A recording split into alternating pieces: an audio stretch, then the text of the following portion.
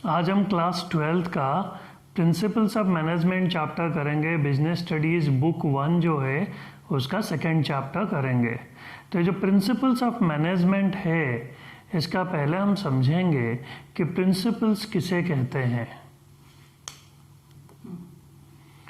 पहला चीज़ प्रिंसिपल्स है क्या, ये कंसेप्ट जानना है ताकि हम ये चैप्टर जब पढ़ेंगे हमें आगे हेल्पफुल होगा। तो प्रिंसिपल्स क्या है? प्रिंसिपल्स आर जीजी, कोई बुलाते हैं तो जी बोलते हैं ना, तो जीजी मतलब G for general, G for guidelines. तो ये जनरल गाइडलाइंस प्रिंसिपल्स है। जैसे कि सपोज हमारे घर में बोलते हैं कि जो है मेल और फीमेल दोनों को इक्वली ट्रीट करना है, तो ये हमारा घर का वसूल है, ये घर का प्रिंसिपल है। तो ये जो प्रिंसिपल है ये बताता है कि भाई फीमेल को भी उतना ही रेस्पेक्ट देना है। तो प्रिंसिपल्स हमें क्या बताता है? हमें ख़राब नहीं होने देता है। अगर हम उस गाइडलाइन को फॉलो करेंगे हम क्या नहीं होंगे? हम खराब नहीं होंगे, तो हम बैड नहीं बनेंगे। तो ये प्रिंसिपल्स करता क्या है? ये हमें बुरा नहीं बनाता, ये बैड नहीं बनाता। मतलब ये हमारा B for behaviour, A for action, D for decision making. तो ये जो तीन चीज़, मैनेजर का बिहेवियर कैसे होगा, मैनेजर कैसे एक्शन लेगा, क्या करेगा क्या नहीं करेगा, और मैनेजर को डिसीजन मेकिंग में ये हेल्प करते हैं। तो principles of management are basically the general guidelines that help the manager in taking rational decision, या इन टेकिंग राइट एक्शन, या in improving his behaviour so that the organisation will gain from that. So this is all about the meaning of principles. अब ये principal आया कहाँ से? तो ये principles के बारे में ये आया कहाँ से, ये याद रखने के लिए हम फिर से अपने आप के लिए कुछ ना कुछ कहानी बनाएंगे। तो जैसे कि एक्स के बारे में सोचो, एक्स कर क्या रहा है वो ऑब्जर्व करो और वो एनालिसिस। तो एक्स ऑब्जर्वेशन और एनालिसिस। अब ये एक्स क्या है? ये एक्स तुम्हारा एक्स नहीं है, ये है एक्सपेरिमेंट्स। तो प्रिंसिपल जो है एक्सपेरिमेंट से डिराइव किया गया है, तो एक्सपेरिमेंट से प्रिंसिपल आया है। और ऑब्जर्वेशन से आया है, देख कर कि एक सिचुएशन में मैनेजर जब एक प्रॉब्लम में फंसता है तो कैसे हैंडल किया, तो वो ऑब्जर्व करके लिखा गया है और उसको एनालाइज किया गया। तीसरा चीज़ जो है एनालिसिस, एनालाइज किया गया कि उस सिचुएशन में उसका रिजल्ट पॉजिटिव हुआ या नेगेटिव हुआ। तो ये जो principles these are derived from experimental studies, observation and analysis. अब हम करेंगे नेक्स्ट क्वेश्चन जो 6 मार्कर है, वो है nature of principle of management. तो ये जो है nature of principle of management, ये 6 मार्कर है। तो पहले बताया था पॉइंट्स लिखने के लिए आपको 3 मार्क मिलेगा, 6 पॉइंट लिखोगे हाफ ऑफ मार्क, और 3 मार्क आपको मिलेगा उसको एक्सप्लेन करने के लिए। तो सबसे इम्पोर्टेंट चीज़ क्या है, बच्चों को दिक्कत क्या होता है, बिजनेस स्टडीज़ में इतने सारे पॉइंट्स है कि वो भूल जाते हैं। तो जैसे बच्चों को आसान लगेगा, हर बच्चे का जो है याद रखने का तरीका अलग है। तो जैसे जिसको आसान लगे वो उस हिसाब से उसे गाली बना के करो या गाना बना के करो, याद रखना पर्पज़ है। इंटेंशन ये है कि यहाँ से पूरा निकल कर जाओ और वहाँ उल्टी करके पेपर में आ जाओ। तो अब क्या है ये मैं तुम्हें याद करवाता हूँ। ये nature of principle of management her book में लिखा हुआ है, हर टीचर पढ़ाएगा, एक एक 2 लाइन में लिखना है। लेकिन इसका जो है 6 मार्क है, तो 7 पॉइंट के जगह हम 6 पॉइंट कर रहे हैं, और इसको मैं 6 पॉइंट जो है वैसे याद रखवा दूंगा यहाँ पे एक्रोनिम्स देके। एक्रोनिम्स क्या है? एक्रोनिम्स ये है कि UC, भाई देखो तुम किसको देखोगे? गर्लफ्रेंड को देखोगे। GF, अब बदमाश हो तो या BC करो या MC करो। तो UC GF BC करके, माँ बहन करके हम याद रख लेंगे। तो कैसे? क्योंकि दिल्ली के बच्चों को जो है BC-MC जल्दी याद रहता है, तो ये दिल्ली के बच्चों के लिए पर्टिकुलरली है। GF BC ये बहुत ही कॉमन टर्म है, और UC IC ये तो अजहरुद्दीन करता आया। तो हमें क्या है, nature of principle of management में याद रखना है UC GF BC। इसी ऑर्डर में ही पॉइंट्स को मैं लिख दिया हूं ताकि याद रहे। पहला पॉइंट यू में क्या है? यू में है यूनिवर्सली एप्लीकेबल। यूनिवर्सली एप्लीकेबल मतलब ये जो प्रिंसिपल्स है, ये जो गाइडलाइंस है, दे आर एप्लीकेबल एवरीवेयर, कहीं भी, अमेरिका हो या UK हो या इंडिया हो या किसी भी स्कूल, कॉलेज, हॉस्पिटल, इंडस्ट्री, सब जगह ये गाइडलाइंस चल जाएंगे। तो पहला पॉइंट जो था दैट इज यू से ये आ गया आपका यूनिवर्सल एप्लीकेबिलिटी। अब यू हो गया, अब हम चलेंगे सी पे। सी क्या है? Cause and effect relationship. Cause and effect relationship ये बताता है, जैसे न्यूटन्स का third law, every action is equal and opposite reaction. तो ये जो है इसमें क्या है, तुम अगर किसी को गाली बकोगे वो तुम्हें चांटा मारेगा, तुम अगर कुछ नहीं बोलोगे ऐसे तो फ्री में कोई देके नहीं जाएगा। तो वही चीज़ है यहाँ पर, कॉज एंड इफेक्ट रिलेशनशिप है जो सिमिलर सिचुएशन में हम यूज कर सकते हैं। अगर कभी पास्ट में ऐसे हुआ है कि मैनेजर अगर वर्कर को बहुत डांटे, गाली बके, तो वर्कर काम छोड़ के दूसरे जगह चले गए, तो ये जो है cause and effect relationship, they are applicable in similar situation. तो अब हमारा यूसी हो गया। अब हम आएंगे गर्लफ्रेंड में से जी में। जी आर द जनरल गाइडलाइंस। तो ये हम पहले ही पढ़ चुके हैं। प्रिंसिपल का मतलब में जनरल गाइडलाइंस में लिखा हुआ है दिस आर रेडीमेड सोल्यूशन। ये बता रखे हैं भाई, सुबह उठोगे, नहा के खाना खाओगे तो दिक्कत नहीं होगा, लेकिन खाना खा के तुरंत नहाओगे तो जल्दी डाइजेस्ट नहीं होगा। तो ये गाइडलाइन माँ बाप सब फॉलो करने के लिए बोलते हैं।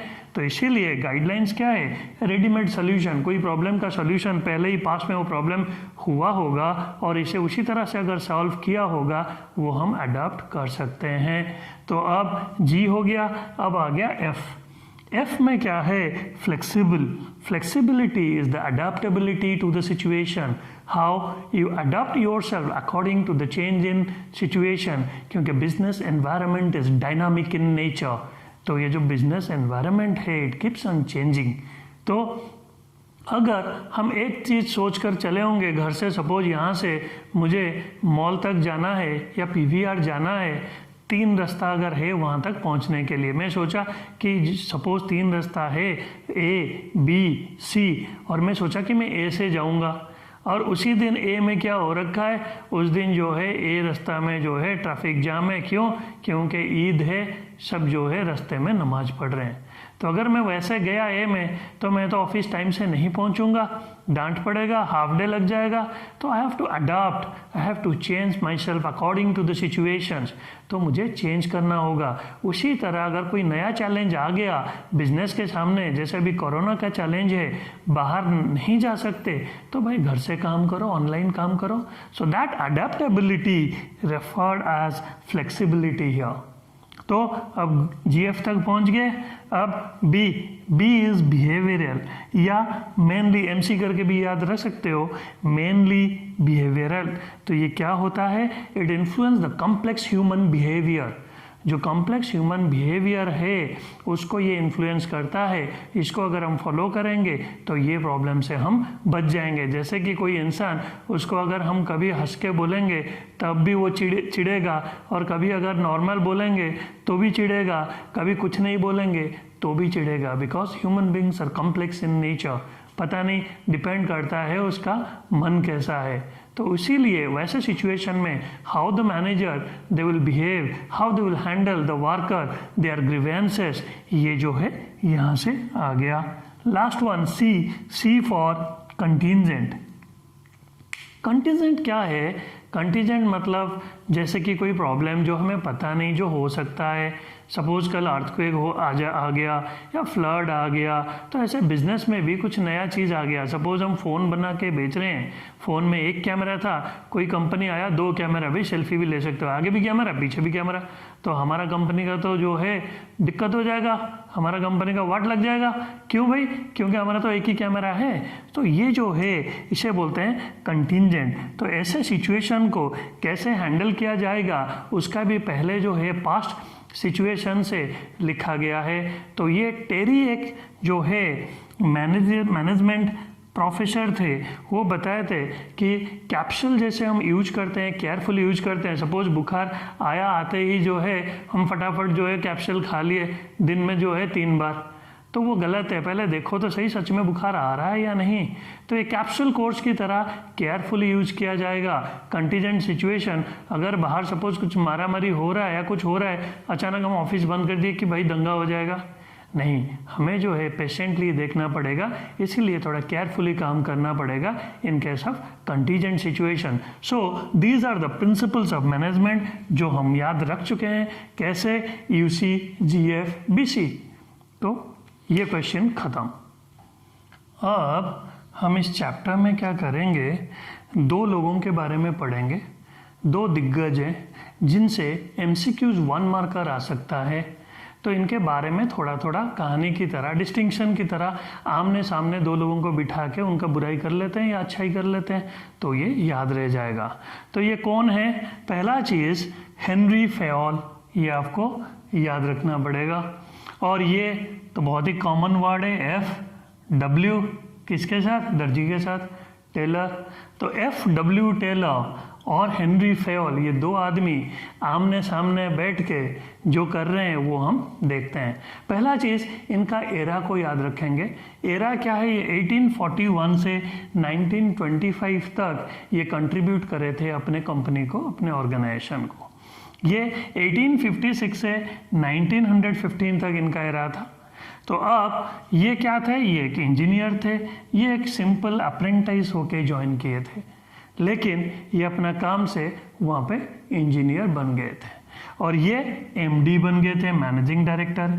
ये सारा चीज़ जो है ये उतना इम्पोर्टेंट नहीं है, खाली नाम इम्पोर्टेंट है। 1 मार्कर क्या आएगा कि हेनरी फेयोल भी फादर है, FW टेलर भी फादर है, लेकिन उनका बच्चे अलग हैं। तो ये किसका फादर है? He is the father of general management, ये याद रखना पड़ेगा। और ये किसका? इनका तो साइंटिफिक बच्चा था, फादर ऑफ साइंटिफिक मैनेजमेंट। तो FW टेलर जो है father of scientific management, 1 marker MCQ में आएगा। और ये भी 1 मार्कर हमें देगा, ये फादर ऑफ जनरल मैनेजमेंट है। दूसरा चीज़, इंपॉर्टेंट चीज़, इनका फोकस किस पे था? ये तो भाई बड़े आदमी थे, ये इंजीनियर के पोस्ट में ज्वाइन किए थे, तो बड़े पोस्ट में मतलब इनका फोकस हमेशा रहा एडमिनिस्ट्रेशन के ऊपर। ये तो भाई अप्रेंटिस ज्वाइन किए थे, तरक्की पापा के बड़े हुए थे, तो इनका फोकस किस पे था? इनका फोकस प्रोडक्टिविटी पे, परफॉर्मेंस के बेसिस पे प्रोडक्शन बढ़ा के ऑर्गेनाइजेशन को रिजल्ट दे के वो लैडर क्लाइम किए थे। So the focus is on productivity, here the focus is on administration. Administration जो है वो कौन देखते हैं? वो बड़े लोग देखते हैं ऑर्गेनाइजेशन में। बड़े लोग मतलब the perspective is for top level management. ये टॉप लेवल मैनेजमेंट के लिए जो है प्रिंसिपल्स लिखे थे कि टॉप लेवल मैनेजमेंट क्या प्रिंसिपल फॉलो करेंगे। फिर प्रोडक्शन कौन बढ़ाएगा? मेन तो जो है वर्कर है। तो इनका जो था लोअर लेवल के लिए था टेक्निक्स, कैसे वो लोअर लेवल को हेल्प करेगा सो that the productivity will increase and the production will increase. तो हेनरी फेयोल जो थे वो अपने कंपनी को बैंकरप्सी मतलब इंसॉल्वेंट होने से बचाए थे। तभी उनका बुक जो है जिसके कारण वो कंपनी बैंकरप्सी से बचा था, जो Fayol's principles of management, there are 14 principles of management, वो हम एक एक करके सारे प्रिंसिपल डिस्कस करेंगे। क्यों? क्योंकि वो प्रिंसिपल्स इंडिविजुअली भी आ सकते हैं और वो हॉट्स में भी आ सकता है, जिससे तुम्हें समझना पड़ेगा कि ये कौन सा प्रिंसिपल्स है और वो प्रिंसिपल्स जो है उसको एक्सप्लेन भी करना होगा। तो फेयोल और टेलर के बारे में इतना ही सिर्फ याद रखना है। 1 मार्कर 2 MCQ जा सकता है, उनका फोकस, उनका पर्सपेक्टिव, क्योंकि अगर डिस्टिंग्विश बिटवीन फेयोल्स एंड टेलर आया ये मैक्सिमम 3 मार्क का आएगा। तो यहाँ पे 3 चीज़ हम डिस्कस कर लिए। तो आज के लिए इतना ही। अगर ये वीडियो आप लोगों को पसंद आया तो लाइक, सब्सक्राइब, कमेंट तो हो जाता है, लेकिन ये शेयर नहीं होता, बहुत बच्चों को हेल्प नहीं मिलता। ये बिजनेस स्टडी सब्जेक्ट जो है बहुत ही बोरिंग सब बोलते हैं और सबको पढ़ने को मन नहीं करता। लेकिन अगर ये मैसेज उन तक पहुंच जाए तो उनको जो है हम लोग वैसे ही GF, BC, MC कुछ ना कुछ कहानी करके, गाली गलौज करके उनको हेल्प कर देंगे ताकि उन्हें याद रह जाए। तो आज के लिए इतना ही। Thank you.